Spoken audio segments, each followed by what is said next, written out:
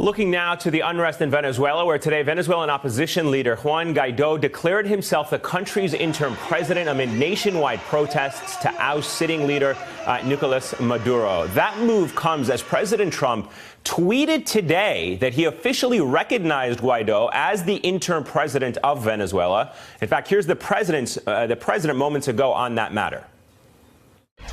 You made an announcement about Venezuela today. Some administration officials told reporters on a conference call that all options are on the table. Are you considering a military option for Venezuela? We're not considering anything, but all options are on the table. Does that mean you're considering those? Which is all options, always. All options are on the table.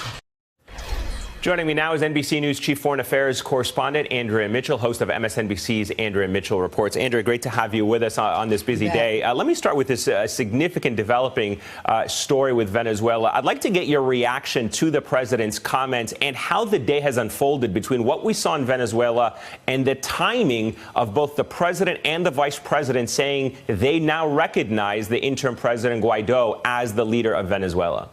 Well, Guaido has had the support of the administration very strongly. Vice President Pence, tweeting out a statement, partly in Spanish, calling on the people of Venezuela to support Guaido, who is the most recently elected Democratic leader of the National Assembly. He's the opposition leader. The National Assembly has been disbanded by Maduro, Nicolas Maduro, the authoritarian leader, who was recently sworn in for a second 6-year term only 2 weeks ago.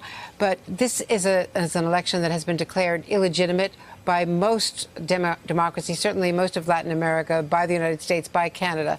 So while other countries in the region have not immediately recognized Guaido as the U.S. has, he certainly has the support, and Maduro does not, of most of the surrounding region. And Venezuela has been a disaster. There's inflation of 10 million%.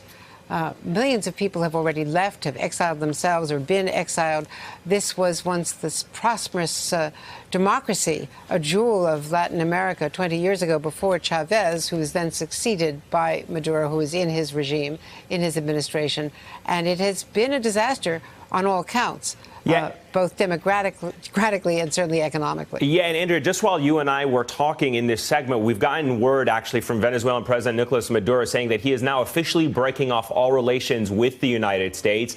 In fact, he has given U.S. diplomatic personnel 72 hours to leave the country. Again, we heard the president saying all options are on the table. But in terms of where we go from here, what strategy, what response, what policy does the United States have with its neighboring allies, or the Lima Group, as it is often referred to, in terms of what possible escalation we could see from the Trump White House?